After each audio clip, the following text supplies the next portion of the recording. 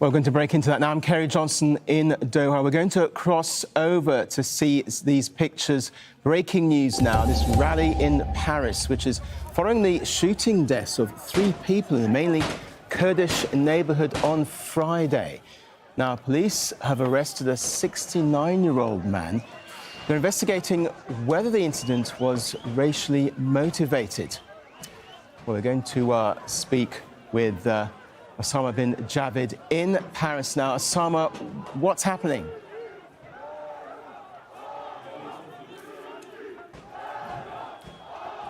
We're having some difficulty getting hold of our correspondent there.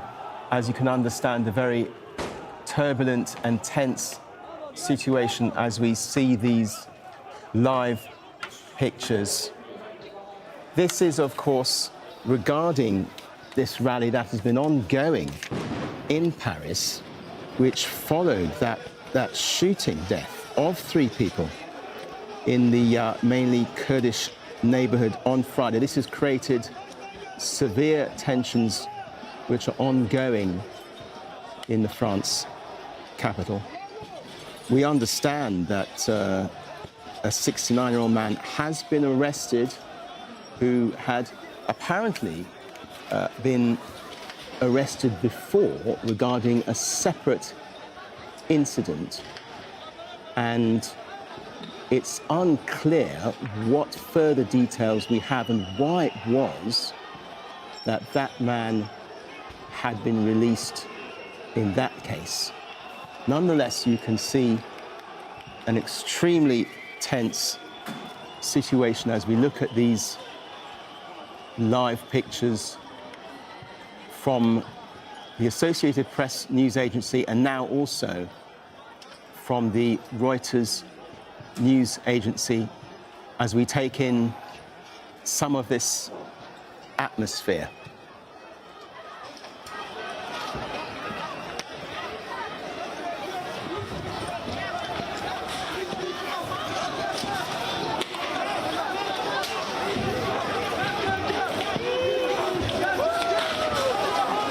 Well, we understand we can now cross over to our correspondent, Osama bin Javaid in Paris.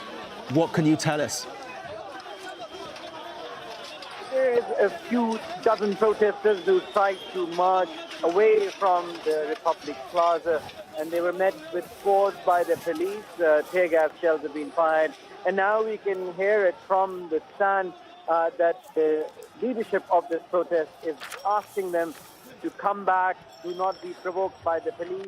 There is growing anger against the police, where these protesters are saying that the police was ineffective when they came under attack, and now it is finding its courage to charge at them and push them back when they are protesting against police ineffectiveness.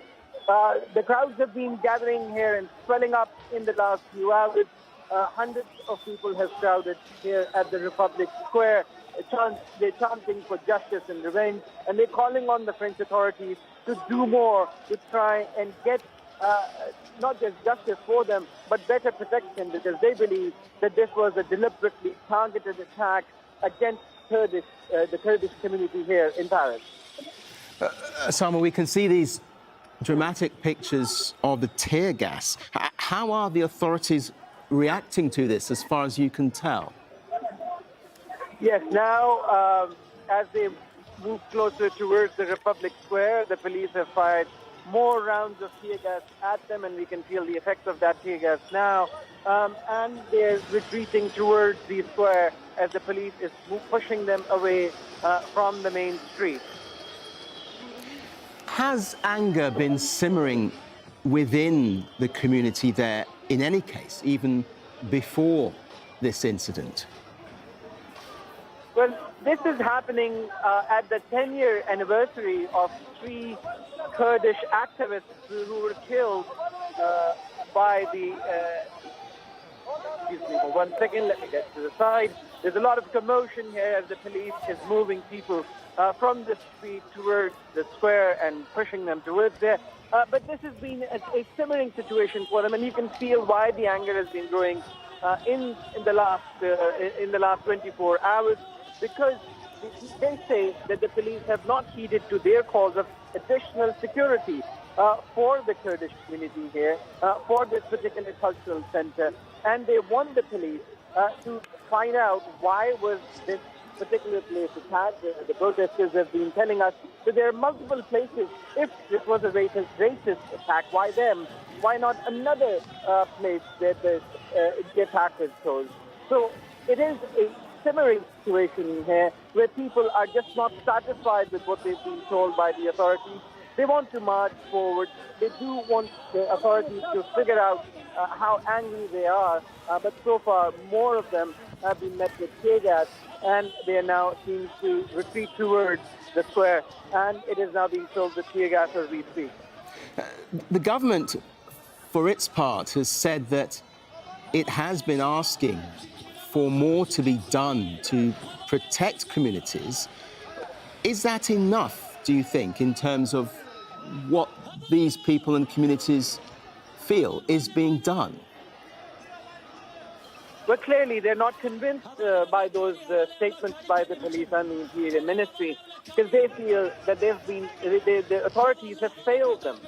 They want the authorities to heed their calls, and this is, again, not just aimed at French authorities.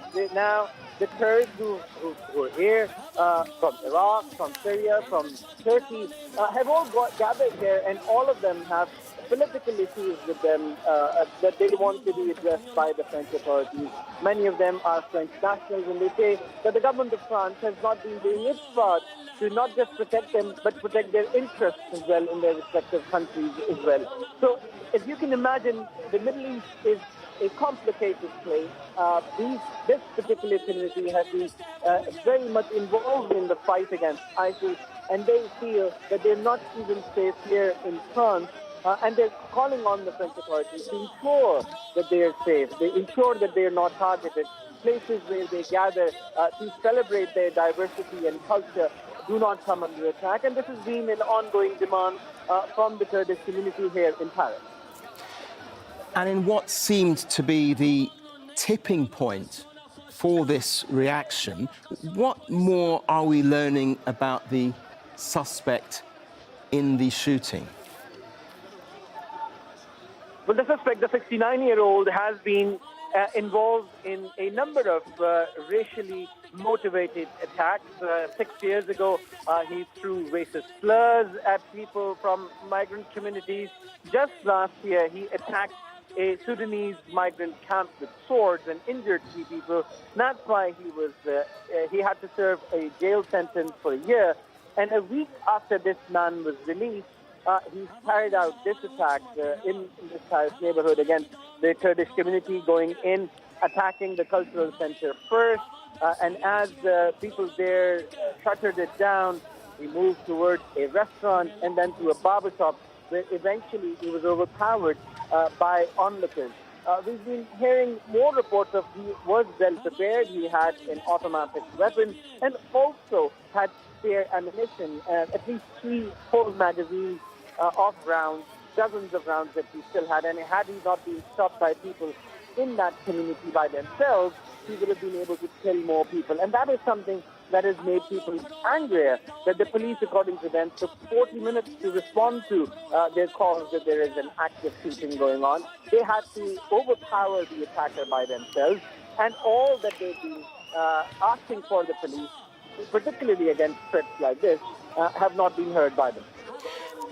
Does this kind of incident and what's happened here clearly as a result reignite issues of racism in France in general, not just amongst this community? But this is something that France has been grappling with since 2015, if you remember the whole migrant and refugee crisis.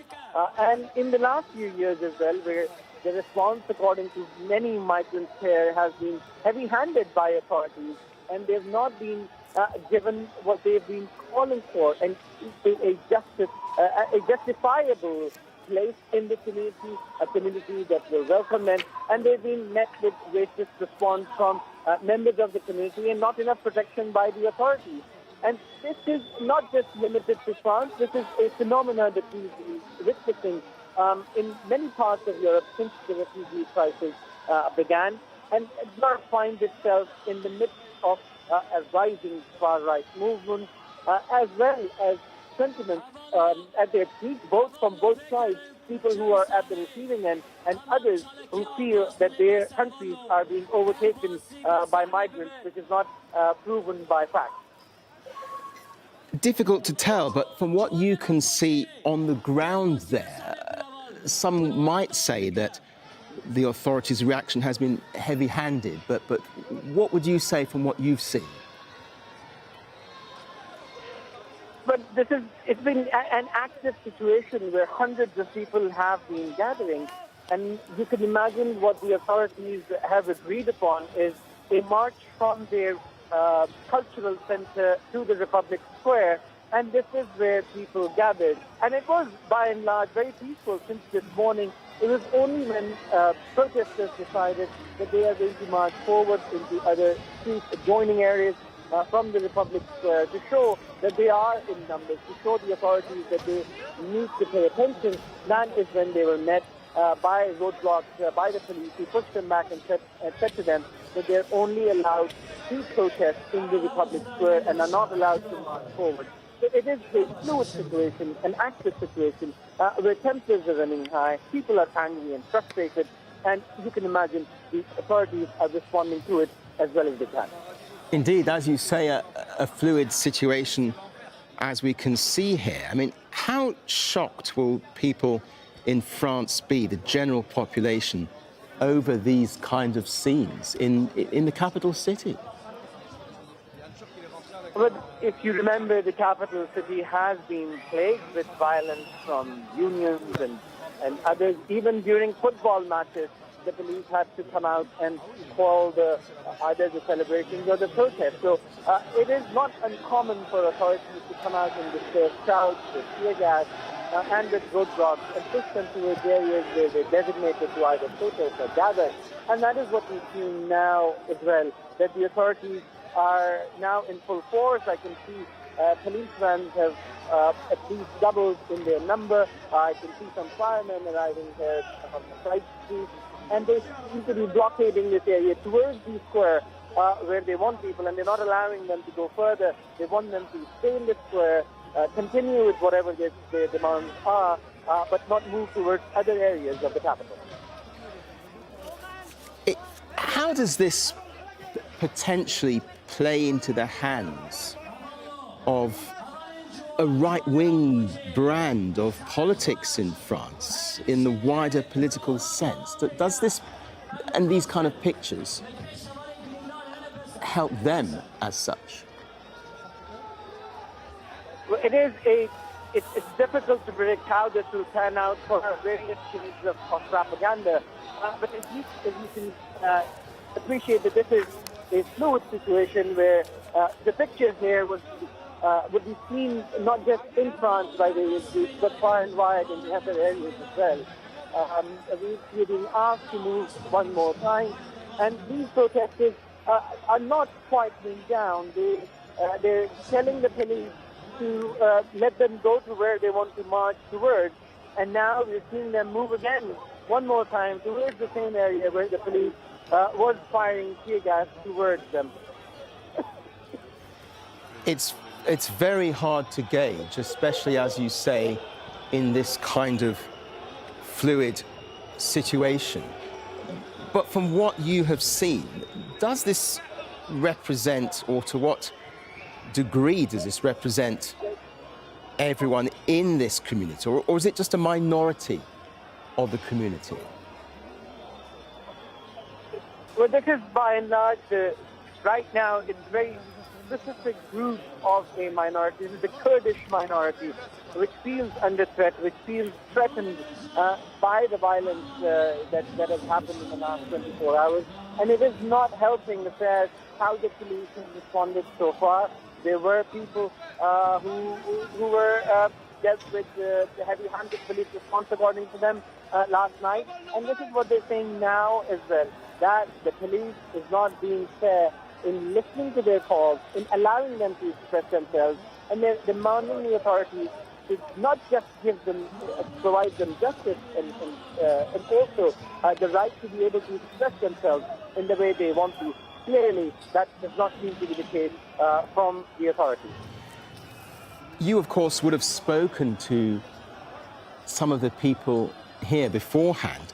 How much did you get the sense that something may happen, that something may build up and reach this kind of tipping point? Well, it's very difficult to gauge from people we've been speaking to, because all they want to do is come out and protest. I do not think that any of them were expecting that the police is going to stop them in full force, because they thought that they have the right to come out in the streets, and obviously some sort of permission to march from their cultural center towards the Republic Square. And now they seem to be moving back into that street where they were pushed back from in full numbers, and we can see organizers there asking people to follow them in that direction, and more tear gas shells are being fired by the police as they're being met with force. And this is something which is not helping matters, because, as I said earlier, these protesters have been saying that where was the police when they came in the attack? Where was it when they overpowered the attacker? And why is it dealing with them with such force? And clearly it's likely that people here and security forces too will be injured in this. We can see people ripping up stones and the like on the tarmac to throw at security forces who are responding with tear gas. How bad can this get? It really does look quite shocking. Well, it is coming to a head right now, where protesters are not backing down. First, we saw them move on up that street, and now they were pushed back. And once again, they're being asked to go back there in numbers towards that position of the police, which is pushing them back, which is not allowing them to go through. And this is something, in my opinion, is going to escalate things further, because if the police says they cannot move and they continue to go towards this particular avenue, they are going to be stopped. And as we've been seeing in speaking to people, their temperatures have been running high. People are in high spirits, and they're gathered here with their families and their children to express solidarity. So you can imagine that there's going to be more anger, more frustration from these people who clearly are not convinced by the response from the authorities so far. Okay, Osama bin Javaid, stay safe. We'll come back to you a little later. Now, we're going to speak to Yasser Loutai, a political analyst and civil rights activist. Now, he's in Paris live for us. If you can hear me here, what do you make of these continuing scenes? Well, we have to understand that France has been under tremendous social pressure for the past 5 to 10 years, and the presidency of Emmanuel Macron has further exacerbated social tensions. And scenes like this one are not a surprise given how tense the situation is in France, and the fact that the attack was carried in broad daylight in Paris, despite France having passed the most stringent counter-terrorism laws in the past 20 years, to no avail. And on top of it, the government does not want to acknowledge that this is in fact a terrorist attack being carried by a person who adheres to far-right ideas, the same ideas that have been promoted by Emmanuel Macron for the past 5 years. The further a provocation of the Macron government was to, in fact, send in massive police presence as people tried to gather in the aftermath of the attack to at least commemorate the death of 3 Kurdish persons. The government, though, would say that it has been pushing and asking for more to be done to protect the community. Why has that not been enough then? Well, actually, the answer is in your question, sir, because the government passed the so-called domestic security law that has made the a state of emergency permanent, which means now the executive branch of power can arrest people without going before the judiciary. They passed in 2014 the law allowing mass surveillance in the name of preventing these attacks. Yet these attacks keep happening, and the government is directly responsible not only for these abusive laws, these repressive laws that obviously have no results, but also for peddling the far-right rhetoric towards foreigners. We have to remember the 2 years for the passage of the anti-separatism law, the fact that Gérald Darmanin even called Marine Le Pen too lenient or too soft on Islam, and that Emmanuel Macron, during his presidential re-election campaign, made sure that Marine Le Pen gets a platform in order for him to confront her on identity issues and not confront Jean-Luc Mélenchon on social issues. So we can't be surprised by the amount of anger in the streets. At the same time, if we just step back and look at the past 5 to 6 years, there is absolutely no surprise. And unfortunately, in the country that saw the Yellow Vest movement, any event can trigger such massive demonstrations. And again, this is a dire indictment of the Macron approach towards terrorism, because the person who carried these attacks was known by the judiciary, was known by domestic intelligence, yet he was allowed to run loose in the streets. And how can the government act as if they were surprised? That said, how does the general public in France see this? Does this play into the hands, as it were, of a right-wing agenda and brand of politics in the country in a wider political sense? Well, we cannot speak of now a French public opinion because there is the peddling of far-right ideology in the mainstream media, the hyper-concentration of media ownership in the hands of people who are pushing this far-right rhetoric, the likes of Vincent Bolloré and his media network with CNews that gave a platform for people like Eric Zemmour. And there is also another part of French public opinion that is calling this a terrorist attack and is asking for this to be dealt with as such. And now the polarization of French society that has been exacerbated under Emmanuel Macron is taking us into a dead end. Either we have, the normalization of the far right thanks to Emmanuel Macron, or we have an opposition to it that the Macron government does not want to listen to. And when people say that France is heavily polarized, they also have in mind the fact that domestic intelligence has been warning the government for years that the far-right terror network is growing and that the public rhetoric and public discourse is giving them a sense of impunity. We should not forget the 2019 year that we saw a series of far-right attacks being thwarted, and the fact that we have media pundits operating in major newspapers like Le Figaro. I can quote, for example, a person like Yvan Rioufol, who wrote a famous book, or infamous book, speaking of, quote-unquote, the coming civil war. So this is what is being peddled right now in the public debate. Unfortunately, our policymakers not only promote these ideas, but they also transform them into policies, as we saw it with the multiple counterterrorism laws targeting minorities, and at the same time the government passing legislation specifically targeting communities, and most specifically the Muslim community. And you see that this siding with this ideology by the government to this day, and at least 24 hours later, they still cannot deal with this as a terrorist attack.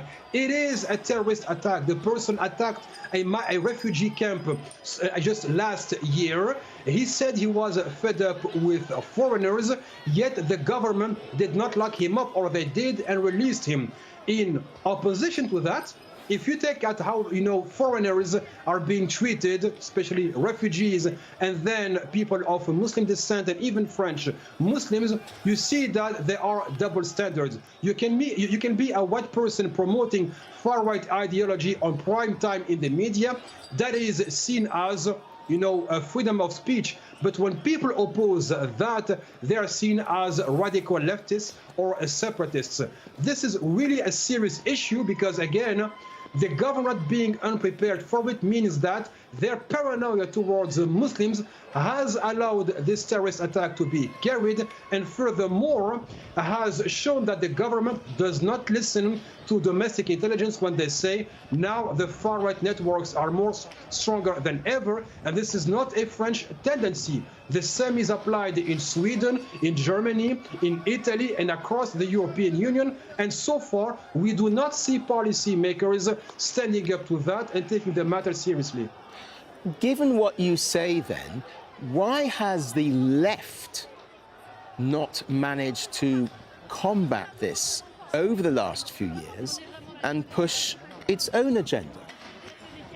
Well, again, unfortunately, sir, the answer is in your question. The left is notorious for its, internal, strife and their internal wars between various political parties. We see that the party or the movement that supposedly was to represent the left at the policy level and push towards a more left-leaning policy making, Jean-Luc Mélenchon's party, is now imploding before our eyes.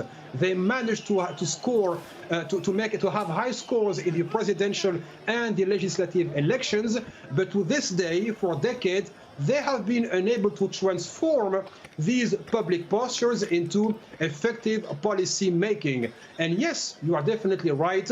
The left has been unable to challenge the government on this particular field.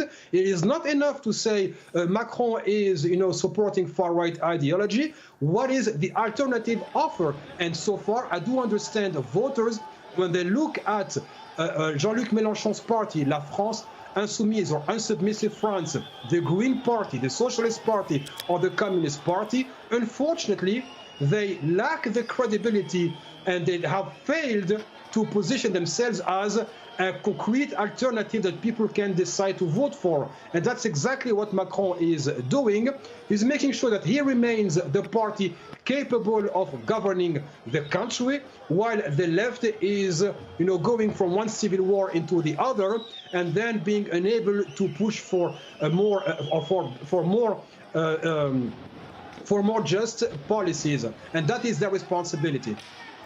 Okay, political analyst and civil rights activist Yasser Loutai, stay with us if you will. We're just going to cross over again to our correspondent Osama bin Javaid in Paris. So what can you see there, Osama? What's happening?